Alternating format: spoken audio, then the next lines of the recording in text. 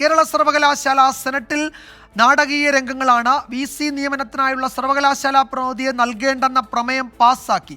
ഇടതംഗം R നസീബാണ് പ്രമേയം അവതരിപ്പിച്ചത്.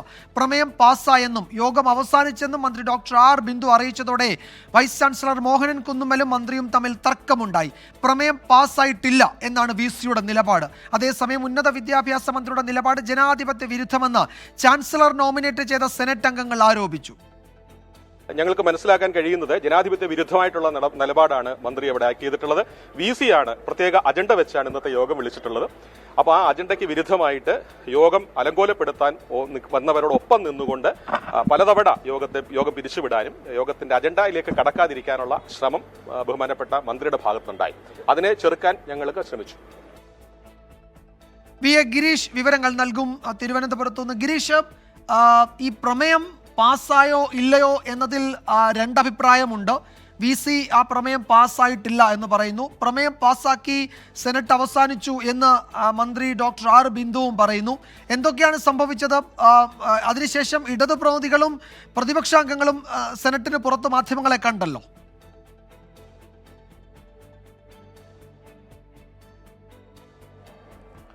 വിജയകുമാർ, രാവിലെ 11 മണിക്കാണ് ഇത്തരത്തിൽ VC നിയമനത്തിനുള്ള സെർച്ച് കമ്മിറ്റിയിലേക്കുള്ള പ്രതിനിധിയെ നൽകുന്നതിന് വേണ്ടി കേരള സർവകലാശാലയുടെ സെനറ്റ് യോഗം ചേർന്നത്. ഈ ഒറ്റ അജണ്ട മാത്രമായിരുന്നു ഇന്നത്തെ സെനറ്റ് യോഗത്തിൽ ഉണ്ടായിരുന്നത്. 11 മണിക്കാണ് സെനറ്റ് യോഗം നിശ്ചയിച്ചിരുന്നതെങ്കിലും പ്രതിഷേധമൊക്കെ കണക്കിലെടുത്ത് ഗവർണറുടെ പ്രതിനിധികൾ 9 മണിക്ക് തന്നെ സർവകലാശാല ആസ്ഥാനത്ത് എത്തിയിരുന്നു. തുടർന്ന് 11 മണിക്ക് യോഗം ചേർന്നു. പ്രോ ചാൻസലർ കൂടിയായ ഉന്നത വിദ്യാഭ്യാസ മന്ത്രി ഡോക്ടർ R ബിന്ദുവാണ് യോഗത്തിന് അധ്യക്ഷത വഹിച്ചത്. ഈ സമയത്ത് യോഗത്തിന്റെ അജണ്ട മന്ത്രി വായിച്ചപ്പോൾ തന്നെ ഇടത് അംഗങ്ങൾ പ്രതിഷേധവുമായി എഴുന്നേറ്റു. കാരണം ഇത്തരത്തിൽ ഒരു സെനറ്റിന്റെ പ്രതിനിധിയെ നിശ്ചയിച്ച് നൽകാൻ ഇപ്പോൾ അവകാശമില്ല, അധികാരമില്ല. കാരണം ഇത് സംബന്ധിച്ച ബിൽ രാഷ്ട്രപതിയുടെ പരിഗണനയ്ക്കിരിക്കുകയാണ് എന്നുള്ളതായിരുന്നു ഇടതംഗങ്ങളുടെ വാദം. ഇതിനെ ഗവർണറുടെ നോമിനികൾ എതിർക്കുകയും പരസ്പരം വാഗ്വാദമുണ്ടാകുകയും ചെയ്തു. ഇതിനിടയിലാണ് ഇടത് അംഗമായ R നസീബ് ഇത്തരത്തിൽ ഗവർണറുടെ സെർച്ച് കമ്മിറ്റിയിലേക്ക് നോമിനിയെ നിർദ്ദേശിച്ച് നൽകേണ്ടതില്ല എന്ന പ്രമേയം അവതരിപ്പിക്കുന്നത്. തുടർന്ന് ഭൂരിപക്ഷ അംഗങ്ങൾ ഇടതുപക്ഷത്തിനായതിനാൽ ഈ പ്രമേയം പാസ്സായി. പക്ഷേ അപ്പോഴും ഉണ്ടായ ഒരു സാങ്കേതികമായ പ്രശ്നം VC ഡോക്ടർ മോഹൻ കുന്നുമ്മൽ ഉന്നയിക്കുന്നത് ഒരു അജണ്ട വെച്ചാണ് ഈ യോഗം ചേർന്നത്. അത്തരത്തിൽ ഒരു പ്രത്യേക അജണ്ട വെച്ച് ചേരുന്ന പ്രത്യേക സെനറ്റ് യോഗത്തിൽ ഇത് ഒരു പ്രമേയം പാസ്സാക്കാനുള്ള അധികാരമില്ല, അതുകൊണ്ട് തന്നെ പ്രമേയം പാസ്സായിട്ടില്ല എന്ന നിലപാടാണ് അദ്ദേഹം എടുത്തത്. തുടർന്നാണ് ഉന്നത വിദ്യാഭ്യാസ മന്ത്രിയും VCയും തമ്മിൽ രൂക്ഷമായ തർക്കമുണ്ടാകുന്നത്. ഇത് താൻ വിളിച്ച യോഗമാണ്, അത് പിരിച്ചുവിടേണ്ടത് താനാണ് എന്നുള്ളതാണ് VC എടുത്ത നിലപാട്. പക്ഷേ പ്രോ ചാൻസലർ കൂടിയായ ഉന്നത വിദ്യാഭ്യാസ മന്ത്രി ഇരിക്കുമ്പോൾ സ്വാഭാവികമായും അവർ തന്നെയാണ് അധ്യക്ഷത വഹിക്കേണ്ടത്. യോഗം പിരിച്ചുവിടുന്നതും യോഗം നിയന്ത്രിക്കുന്നതും ഇത്തരത്തിൽ അധ്യക്ഷത വഹിക്കുന്ന ആളാണ്. ആ ഒരു സാഹചര്യത്തിൽ യോഗം പിരിഞ്ഞതായും പ്രമേയം പാസ്സായതുമായാണ് ഉന്നത വിദ്യാഭ്യാസ മന്ത്രി വ്യക്തമാക്കിയത്. തുടർന്നാണ് സെനറ്റ് അംഗങ്ങൾ പിരിഞ്ഞു പോകാതെ സെനറ്റ് ഹാളിൽ തന്നെ തുടരുന്ന ഒരു സാഹചര്യമുണ്ടായി. ഇതിനിടയിലാണ് UDF അംഗങ്ങൾ മറ്റൊരു പേര് സെർച്ച് കമ്മിറ്റിയിലേക്ക് നിർദ്ദേശിക്കുന്നത്. കഴിഞ്ഞ തവണ തന്നെ അവർ നിർദ്ദേശിച്ച ദിലീപ് കുമാറിന്റെ പേരാണ് ഇത്തവണയും അവർ സെർച്ച് കമ്മിറ്റിയിലേക്ക് നിർദ്ദേശിച്ചിരിക്കുന്നത്. അതോടൊപ്പം ഗവർണറുടെ നോമിനികൾ MKC നായർ എന്ന പേരും നിർദ്ദേശിച്ചു. ഇപ്പോൾ VCയുടെ ഒരു നിലപാട് തനിക്ക് ലഭിച്ച ഈ 2 പേരുകളും ഗവർണർക്ക് സമർപ്പിക്കും. ഇതിൽ നിന്ന് സെർച്ച് കമ്മിറ്റിയിലേക്കുള്ള പ്രതിനിധിയെ കണ്ടെത്തും എന്നുള്ളതാണ്. സ്വാഭാവികമായും കേരള സർവകലാശാലയുടെ ഈ സെനറ്റ് യോഗം വീണ്ടും നിയമപരമായ കാര്യങ്ങളിലേക്ക് കടക്കും എന്നുള്ളതാണ് കാര്യം. ഒരു നിയമക്കുരുക്കിലേക്ക് ഇത് പോകുന്നു എന്നതിന്റെ സൂചനകളാണ് പുറത്തുവരുന്നത്. കാരണം സർവകലാശാല സെനറ്റ് ഇത്തരത്തിലൊരു പ്രമേയം പാസ്സാക്കിയിട്ടുണ്ടെങ്കിൽ ആ പ്രമേയത്തിനാണ് നിലനിൽപ്പ്. പക്ഷേ അപ്പോഴും സാങ്കേതികമായ ചില കാരണങ്ങൾ ഈ ഒരു പ്രത്യേക അജണ്ടയ്ക്ക് വേണ്ടി വിളിച്ച യോഗത്തിൽ ഇത്തരത്തിലൊരു പ്രമേയം പാസ്സാക്കാമോ എന്നുള്ളതാണ്. അത് പറ്റില്ല എന്നുള്ളതാണ് ഗവർണറുടെ നോമിനികളും അതോടൊപ്പം തന്നെ UDF അംഗങ്ങളും ചൂണ്ടിക്കാട്ടുന്നത്. ഇക്കാര്യത്തിൽ സർവകലാശാലയുടെ നിലപാട്, രജിസ്ട്രാറുടെ നിലപാട് എന്ത് എന്നുള്ളതാകും നിയമപ്രശ്നത്തിലേക്ക് കടക്കുമ്പോൾ ഉണ്ടാകുന്ന ഏറ്റവും പ്രധാനപ്പെട്ട ചോദ്യം. വിജയകുമാർ. ഗിരീഷ്, ഒരു കാര്യമുള്ളത്, ഈ സെനറ്റിലെ 2 പേര്, അതായത് UDF അംഗങ്ങൾ ഒരു പേര് നിർദ്ദേശിക്കുന്നു, ഗവർണർ ചാൻസലർ നോമിനേറ്റ് ചെയ്ത അംഗങ്ങൾ മറ്റൊരു പേര് നിർദ്ദേശിക്കുന്നു. 2 പേരുടെയും വിവരങ്ങൾ ചാൻസലർക്ക് കൈമാറുമെന്ന് VC പറയുന്നു. അപ്പോൾ ഈ സെനറ്റിന് ഇന്ന് പിരിഞ്ഞ ശേഷമുള്ള ഇത്തരം തീരുമാനങ്ങൾക്ക് നിയമപരമായ സാധുതയുണ്ടോ?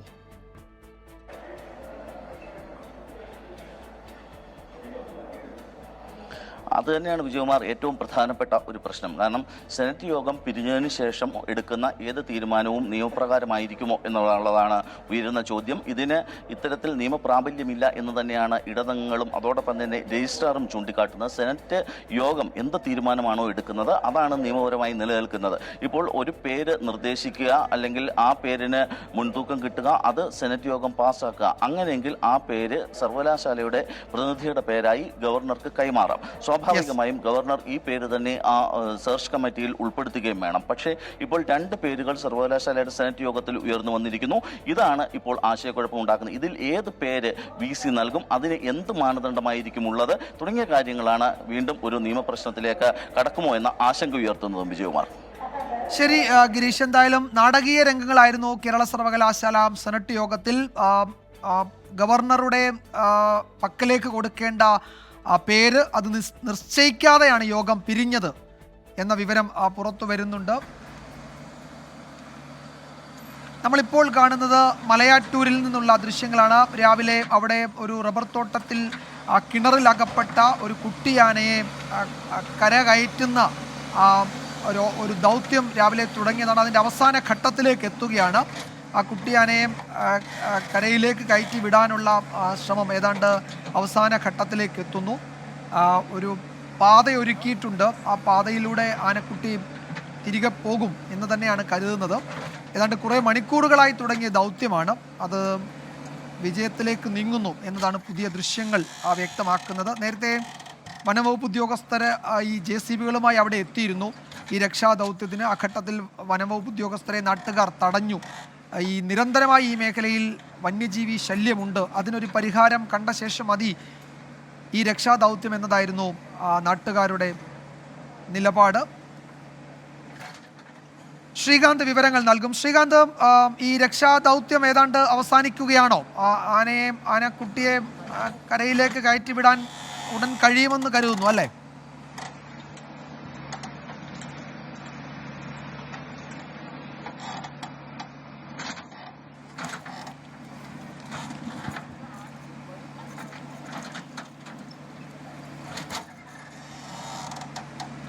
രക്ഷാദൗത്യം ഏതാണ്ട് അവസാനിക്കുന്ന ഘട്ടത്തിലേക്ക് നീങ്ങുകയാണ്, അവസാന ഘട്ടത്തിലേക്ക് നീങ്ങുകയാണ്. ഇപ്പോൾ ഈ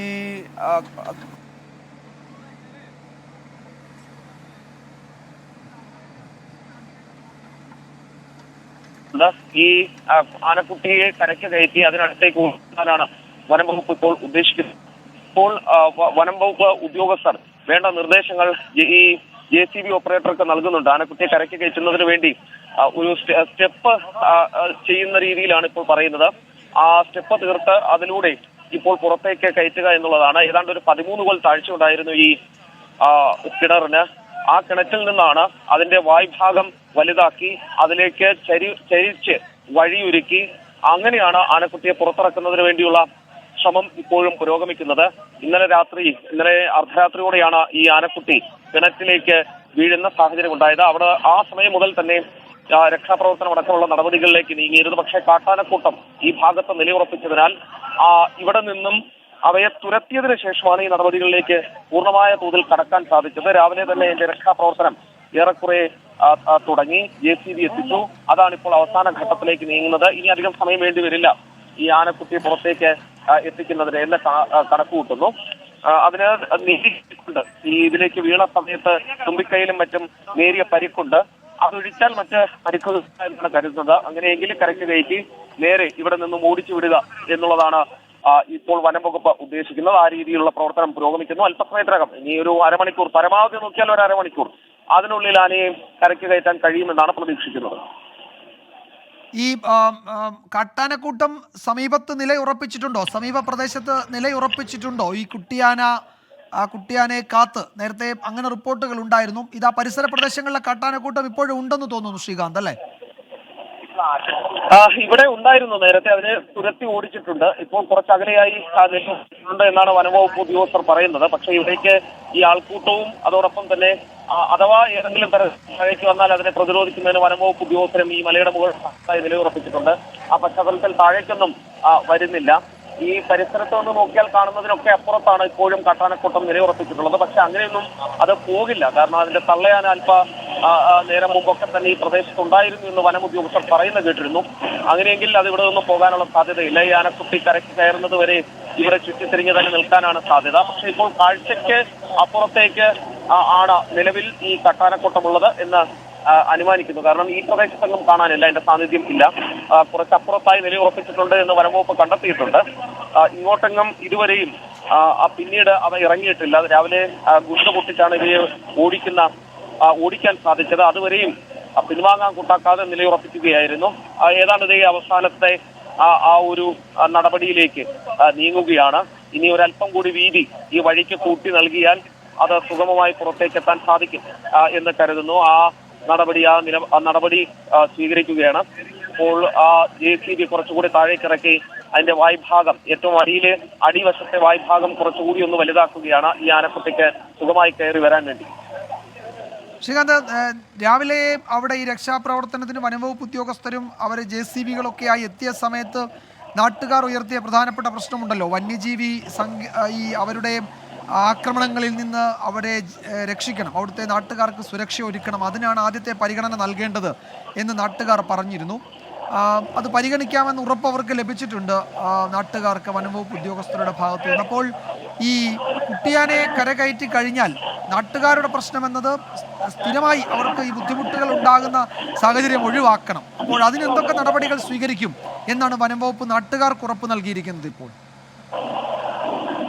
ഈ ഘട്ടത്തിൽ തൽക്കാലം അങ്ങനെ ഒരു ഉറപ്പേ നൽകാൻ സാധിക്കൂ. കാരണം നാട്ടുകാർ അത്രത്തോളം വലിയ പ്രശ്നത്തിലായിരുന്നു. അവർ പറയുന്നത് ഈ ആന വരുമ്പോൾ ഇടയ്ക്ക് വന്നുള്ള ഈ പരിപാടി നടക്കില്ല, ഇത്തവണ അതിന് ശാശ്വതമായ പരിഹാരം വേണം, അല്ലെങ്കിൽ ആനക്കുട്ടി അവിടെ കിടക്കട്ടെ എന്നൊരു നിലപാടായിരുന്നു നാട്ടുകാർ സ്വീകരിച്ചത്. അവർ വലിയ പ്രതിഷേധം ഉയർത്തുകയും ചെയ്തു. JCB ഇവിടെ തടഞ്ഞിട്ടു. പക്ഷേ പിന്നീട് കാലടി റേഞ്ച് ഓഫീസർ അവരുമായി സംസാരിച്ച ശേഷം ഹാങ്ങിങ് ഫെൻസിംഗിന്റെ ഉറപ്പ് കൊടുത്തിട്ടുണ്ട്. അത് സർക്കാരിലേക്ക് ശുപാർശ ചെയ്യും ഈ പരിപാടി കഴിഞ്ഞാൽ എന്ന് അദ്ദേഹം ഉറപ്പ് നൽകുകയും ചെയ്തു. അതിന്റെ അടിസ്ഥാനത്തിലാണ് അവർ പ്രതിഷേധം അവസാനിപ്പിച്ചത്. തുടർന്ന് ഈ നടപടിയുമായി മുന്നോട്ട് പോകാൻ സാധിക്കുന്നത് ഇപ്പോൾ ആ ദൃശ്യങ്ങളിൽ കാണാൻ സാധിക്കും. ആനക്കുട്ടി വലിയ പരവേശം കാണിക്കുന്നുണ്ട്. ഈ എത്രയും പെട്ടെന്ന് കരയ്ക്ക് കയറുന്നതിന് വേണ്ടിയുള്ള ശ്രമത്തിലാണ്. അതിന്റെ പിൻഭാഗം ആണ് ഈ ഞാൻ നേരത്തെ പറഞ്ഞു, അത് വലിയ വായ്വട്ടമില്ല കിണറിന്. ഏറ്റവും അടിയിലേക്ക് ചെല്ലുമ്പോൾ വലിയ ഇടുങ്ങിയ രീതിയിലാണ് ആ കിണറുള്ളത്. അതിനാൽ തന്നെ ഇതിന് വായ്വട്ടമില്ല എന്നുള്ളതാണ് ഇതിന് പെട്ടെന്നൊന്ന് തിരിഞ്ഞ് കയറി വരുന്നതിന് ബുദ്ധിമുട്ടുണ്ടാക്കുന്നത്. അതിനാൽ ഈ അടിഭാഗത്തേക്ക് കൂടി വീതിയിൽ കുറച്ച് മണ്ണെടുക്കാൻ വേണ്ടിയുള്ള ശ്രമം നടത്തുന്നുണ്ട്. ശരി ശ്രീകാന്ത്, എന്തായാലും രക്ഷാപ്രവർത്തനം അതിന്റെ അവസാന ഘട്ടത്തിലേക്ക് കടക്കുകയാണ്. അല്പസമയത്തിനകം ആ കുട്ടിയാനയ്ക്ക് ഈ വനംവകുപ്പ് ഉദ്യോഗസ്ഥർ JCBയുടെ സഹായത്തോടെ പുതുതായി ഉണ്ടാക്കുന്ന വഴിയിലൂടെ കിണറിന് പുറത്തേക്ക് വരാൻ കഴിയും. അങ്ങനെയാണെങ്കിൽ അതിനെ കാട്ടിലേക്ക് അതിൻ്റെ ആ സംഘം ആനകളുണ്ട്, അതിനൊപ്പം അയക്കാൻ കഴിയുമെന്നാണ് വനംവകുപ്പ് ഉദ്യോഗസ്ഥർ കരുതുന്നത്.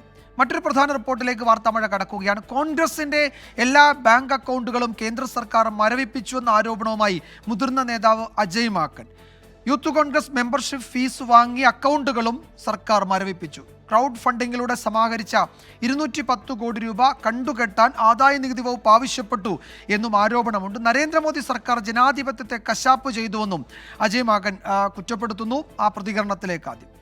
कि जो चेक हम लोग इशू कर रहे हैं वो बैंक्स उस चेक को ऑनर नहीं कर रहे हैं.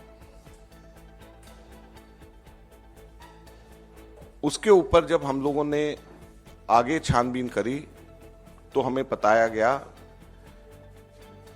कि देश की मुख्य ऑपोजिशन पार्टी के सारे अकाउंट्स फ्रीज कर दिए गए हैं. कांग्रेस पार्टी के अकाउंट्स फ्रीज कर दिए गए हैं. हमारे देश में लोकतंत्र पर तालाबंदी हो गई है और ये कांग्रेस पार्टी के अकाउंट्स फ्रीज नहीं हुए हैं, हमारे देश में डेमोक्रेसी फ्रीज हुई है. यूथ कांग्रेस और कांग्रेस दोनों के अकाउंट्स जो फ्रीज करे गए हैं, 210 करोड़ की रिकवरी इनकम टैक्स डिपार्टमेंट ने यूथ कांग्रेस और कांग्रेस से मांगी. ബൽറാം നെടുങ്ങാടി വിവരങ്ങൾ നൽകും ഡൽഹിയിൽ നിന്ന്. ബൽറാം, ഇതിൽ കോൺഗ്രസിന്റെ ആരോപണം AICCയുടെ ട്രഷറർ തന്നെയാണ് ആരോപണം ഉന്നയിക്കുന്നത്. ഇതിൽ കേന്ദ്ര സർക്കാരിൻ്റെയോ ആദായ നികുതി വകുപ്പിൻ്റെയോ എന്തെങ്കിലും വിശദീകരണം ഉണ്ടായിട്ടുണ്ടോ? ഏത് സാഹചര്യത്തിലാണ് ഈ അക്കൗണ്ടുകൾ മരവിപ്പിച്ചു എന്ന ആരോപണമായി കോൺഗ്രസ് രംഗത്ത് വരുന്നത്? കുമാർ, ഇതിൽ ഏറ്റവും ഒടുവിൽ പുറത്തുവരുന്ന വിവരം കോൺഗ്രസിന് ആശ്വാസം ലഭിച്ചിരിക്കുന്നു ആദായ നികുതി വകുപ്പ് ട്രൈബ്യൂണലിൽ നിന്ന് എന്നാണ്. മരവിപ്പിച്ച അക്കൗണ്ടുകൾ പ്രവർത്തിപ്പിക്കാൻ അനുമതി ലഭിച്ചിരിക്കുകയാണ്. ഇന്ന് രാവിലെയാണ് AICCയുടെ ട്രഷറർ അജയ് മാക്കൻ കേന്ദ്ര സർക്കാരിനെതിരെ ആരോപണവുമായി രംഗത്തെത്തിയത്. ഈ വാർത്താ സമ്മേളനത്തിൽ അദ്ദേഹം വ്യക്തമാക്കിയത് ബുധനാഴ്ച കോൺഗ്രസ് ബാങ്കുകളിലേക്ക് അയച്ചിരുന്ന ചെക്കുകൾ ബാങ്കുകൾ സ്വീകരിക്കാതെ മടക്കിയിരുന്നു. തുടർന്ന് അന്വേഷിച്ചപ്പോഴാണ് കോൺഗ്രസിന്റെ മുഴുവൻ അക്കൗണ്ടുകളും മരവിപ്പിച്ചതായി അറിയാൻ കഴിഞ്ഞത്. തുടർന്ന് ഇന്നലെ വൈകിട്ടോടെ യൂത്ത് കോൺഗ്രസിന്റെ അക്കൗണ്ടുകളും മരവിപ്പിക്കപ്പെട്ടതായി അറിയാൻ കഴിഞ്ഞു. ഇതിന് കാരണമായി ചൂണ്ടിക്കാണിച്ചത് 210 കോടി രൂപ അടയ്ക്കണം എന്ന് ആദായ നികുതി വകുപ്പ് ആവശ്യപ്പെട്ടതാണ്. 2018-19 കാലയളവിലെ ഏതാണ് ഈ തുക അടയ്ക്കേണ്ടത് എന്നുമാണ് അജയ് മാക്കൻ വ്യക്തമാക്കിയത്. ഇത് കേന്ദ്ര സർക്കാരിന്റെ ഇടപെടലാണ് ഇതിന് പിന്നിൽ എന്ന ആരോപണമാണ് അദ്ദേഹം ഉന്നയിച്ചിരിക്കുന്നത്. തെരഞ്ഞെടുപ്പ് അടുത്ത ഘട്ടത്തിലാണ് ഇത്തരത്തിലൊരു നടപടി സർക്കാരിന്റെ ഭാഗത്തു നിന്നും ഉണ്ടായത് എന്നും കഴിഞ്ഞ ദിവസം ഇലക്ട്രോറൽ ബോണ്ടുകളുടെ കാര്യത്തിൽ സുപ്രീം കോടതിയിൽ നിന്നേറ്റ തിരിച്ചടിയുടെ ഒരു പശ്ചാത്തലം ഇതിനുണ്ട് എന്നും അദ്ദേഹം ആരോപിച്ചു. കോൺഗ്രസിന്റെ ക്രൗഡ് ഫണ്ടിങ്ങിലൂടെ പിരിച്ച തുകയാണ് ഇത്തരത്തിൽ പിഴയടയ്ക്കാൻ ആവശ്യപ്പെട്ടത് എന്നും അതേസമയം BJPയുടെ കോർപ്പറേറ്റ് ഫണ്ട് ലഭിച്ച തുകകൾക്ക് യാതൊരു കുഴപ്പവുമില്ല എന്നുമാണ് അദ്ദേഹം ആരോപിച്ചത്. നിയമപരമായി ഇക്കാര്യത്തെ നേരിടുമെന്നും തെരുവിൽ പ്രതിഷേധിക്കുമെന്നും അദ്ദേഹം വ്യക്തമാക്കി. കോൺഗ്രസ് പ്രവർത്തകർ ഇപ്പോൾ യൂത്ത് കോൺഗ്രസ് ആസ്ഥാനത്തടക്കം പ്രതിഷേധിക്കുകയാണ്. അതിനിടെയാണ് കോൺഗ്രസ് ഈ ആദായ നികുതി വകുപ്പ് ട്രൈബ്യൂണലിനെ സമീപിക്കുകയും ട്രൈബ്യൂണലിൽ നിന്ന് ഇപ്പോൾ താൽക്കാലിക ആശ്വാസം ലഭിക്കുകയും ചെയ്തിരിക്കുന്നത്. വിജയകുമാർ. യെസ്, ആദായ നികുതി വകുപ്പ് ട്രിബ്യൂണലിൽ നിന്ന് കോൺഗ്രസിന് ആശ്വാസം കിട്ടി എന്നാണ് ഡൽഹി ബ്യൂറോ റിപ്പോർട്ട് ചെയ്യുന്നത്. മരവിപ്പിച്ച അക്കൗണ്ടുകൾ പ്രവർത്തിപ്പിക്കാനുള്ള അനുമതിയാണ് ലഭിച്ചിരിക്കുന്നത്. വളരെ ഗുരുതരമായ ആരോപണവുമായി കോൺഗ്രസ് നേതാക്കൾ രംഗത്ത് ഉണ്ട്. പ്രതിഷേധിക്കും, നിയമപരമായി നേരിടും എന്നൊക്കെയാണ് കോൺഗ്രസിൻ്റെ നേതൃത്വം അറിയിച്ചിരിക്കുന്നത്. നേരത്തെ AICC ട്രഷററാണ് ഈ ആരോപണവുമായി രംഗത്ത് വന്നത്. ബൽറാം നെടുങ്ങാടിയാണ് വിശദാംശങ്ങൾ നൽകിയത്. ലോക്സഭാ തെരഞ്ഞെടുപ്പിലേക്കുള്ള സ്ഥാനാർത്ഥി നിർണയ ചർച്ചകൾക്കായി CPM സംസ്ഥാന സെക്രട്ടേറിയറ്റ് യോഗം പുരോഗമിക്കുകയാണ്. മുതിർന്ന നേതാക്കൾക്കൊപ്പം യുവാക്കളെയും മത്സരരംഗത്തിറക്കാനാണ് ആലോചന. MLA-മാരെ മത്സരിപ്പിക്കാനും സാധ്യതയുണ്ട്. ആറ്റിങ്ങലിൽ കടകംപള്ളി സുരേന്ദ്രൻ, തിരുവനന്തപുരം ജില്ലാ സെക്രട്ടറി V. ജോയി, ഷിജു ഖാൻ എന്നിവരുടെ പേരുകളും പരിഗണനയിലുണ്ട്. പാലക്കാട്ട് M. സുരാജിനാണ് സാധ്യത. എറണാകുളത്ത് സ്വതന്ത്ര സ്ഥാനാർത്ഥി വന്നേക്കും. കേരള കോൺഗ്രസ് M മത്സരിക്കുന്ന കോട്ടയത്ത് തോമസ് ചാഴിക്കാടൻ പ്രചാരണ രംഗത്ത് സജീവമാണ്.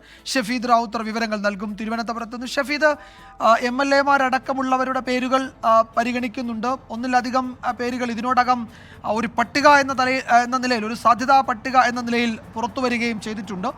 എപ്പോഴേക്ക് അന്തിമ രൂപമാകും? ഇന്നത്തെ ചർച്ചയുടെ ഒരു സ്വഭാവം എന്തായിരിക്കും? വിജയകുമാർ, CPM-ന്റെ പ്രാഥമിക സ്ഥാനാർത്ഥി ചർച്ചകൾക്കായിട്ടാണ് ഇന്ന് CPM-ന്റെ സംസ്ഥാന സെക്രട്ടേറിയറ്റ് യോഗം ചേർന്നത്. അതിൽ ഏറ്റവും പ്രധാനപ്പെട്ട കാര്യം പുതിയ ചില പരീക്ഷണങ്ങൾക്ക് CPM തയ്യാറെടുക്കുന്നു എന്നുള്ളത് തന്നെയാണ്. അതിൽ ഇപ്പോൾ വന്നിരിക്കുന്ന ഒരു പ്രാഥമിക സൂചന എന്ന നിലയിൽ ചില കാര്യങ്ങൾ പുറത്തേക്ക് വരുന്നുണ്ട്. അതിൽ കൊല്ലത്ത് മുൻ MLA Aisha Potti, ഇരയൂർ MLA A. Naushad, ചിന്താ ജെറോം എന്നിവരുടെ പേരുകൾ പരിഗണിക്കുന്നുണ്ട്. ആറ്റിങ്ങലിൽ കടകംപള്ളി സുരേന്ദ്രൻ, ജില്ലാ സെക്രട്ടറി V. ജോയി, DYFI ജില്ലാ സെക്രട്ടറി ഷിജു ഖാൻ എന്നിവരിൽ ഒരാൾക്ക് നറുക്ക് വീഴും. ആലപ്പുഴയിൽ സിറ്റിംഗ് MP ആയ ആരിഫിനാണ് മുൻഗണന. അതേസമയം തോമസ് ഐസക്കിനോടും ജില്ലാ കമ്മിറ്റിക്ക് കാര്യമായ താല്പര്യമുണ്ട്. പത്തനംതിട്ടയിൽ തോമസ് ഐസക്ക്, രാജു എബ്രഹാം എന്നീ പേരുകളാണ് കേൾക്കുന്നത്. എറണാകുളത്ത് ഒരു പൊതു സ്വതന്ത്രൻ വരും എന്നുള്ള സൂചനകൾ പുറത്തു വരുന്നുണ്ട്. ഇടുക്കിയിൽ മുൻ MP ജോയ്സ് ജോർജിന്റെ പേരാണ് സജീവമായി ഉയർന്നു കേൾക്കുന്നത്. പാലക്കാട് M. സ്വരാജ്, ആലത്തൂരിൽ AK ബാലൻ, K. രാധാകൃഷ്ണൻ, അതേപോലെ തന്നെ AK ബാലന്റെ ഭാര്യ PK ജമീല എന്നിവരുടെ പേരുകളും പാർട്ടിയുടെ ആലോചനയിലുണ്ട്. കോഴിക്കോട് DYFI സംസ്ഥാന പ്രസിഡന്റ് B. വസീഫോ അതല്ലെങ്കിൽ എളമരം കരീമോ സ്ഥാനാർത്ഥിയായേക്കും എന്നുള്ളതാണ് സൂചനകൾ. കണ്ണൂരിലും വടകരയിലും KK ശൈലജ ടീച്ചറിന്റെ പേര് കേൾക്കുന്നുണ്ട്, അല്ലെങ്കിൽ ചർച്ചയിലുണ്ട്. കണ്ണൂരിൽ ജില്ലാ പഞ്ചായത്ത് പ്രസിഡന്റ് PP ദിവ്യയുടെ പേരും സജീവ ചർച്ചയാവുന്നുണ്ട്. കാസർഗോഡ് TB രാജേഷ് അതല്ലെങ്കിൽ VPP മുസ്തഫ എന്നിവരെ പരിഗണിക്കുന്നതായിട്ടാണ് വിവരം. ഏതായാലും പരമാവധി ഈ മാസം തന്നെ സ്ഥാനാർത്ഥി പട്ടിക പ്രഖ്യാപിക്കുക എന്നുള്ള ഒരു നീക്കവുമായിട്ടാണ് CPIM മുന്നോട്ട് പോകുന്നത്. വിജയകുമാർ. യെസ്, പ്രാഥമിക ചർച്ചകളാണ് നടക്കുന്നത് സംസ്ഥാന സെക്രട്ടേറിയറ്റിൽ. ഏതായാലും സാധ്യതാ പട്ടികയിൽ MLA-മാരുണ്ട്, മന്ത്രിമാരുടെയൊക്കെ പേരുകൾ പരിഗണിക്കുന്നുണ്ട്, മുതിർന്ന നേതാക്കളുടെ പേരുകളും അതിൽ പരിഗണിക്കുന്നുണ്ട്. ഷഫീദ് റാവുത്തറാണ് വിവരങ്ങൾ നൽകിയത് തിരുവനന്തപുരത്ത് നിന്ന്. മാനന്തവാടിയിൽ ഇറങ്ങിയ ആളെക്കൊല്ലി കാട്ടാന ബേലൂർ മഖനയെ മയക്കുവെടി വയ്ക്കാനുള്ള ദൗത്യം 6ാം ദിവസവും തുടരുന്നു. പനവല്ലി എമ്മടിയിലാണ് ആന ഇപ്പോഴുള്ളത്. വെറ്റിനറി സർജൻ ഡോക്ടർ അരുൺ സഖറേയും കർണാടകയിൽ നിന്നെത്തിയ 25 അംഗ ടാസ്ക് ഫോഴ്സും ട്രാക്കിംഗ് സംഘത്തിനൊപ്പം ഇപ്പോഴുണ്ട്. RRT ടീമും വനത്തിൽ വനത്തിനുള്ളിലേക്ക് തിരിച്ചു. അരുൺ പാറയ്ക്കൽ വിവരങ്ങൾ നൽകും. ഇരുമ്പ് പാലത്ത് നിന്നാണ് അരുൺ ചേരുന്നത്. അരുൺ, എന്തെങ്കിലും പുരോഗതി ഉണ്ടോ ദൗത്യത്തിൽ? എന്താണ് ഉദ്യോഗസ്ഥർ നൽകുന്ന വിശദീകരണം?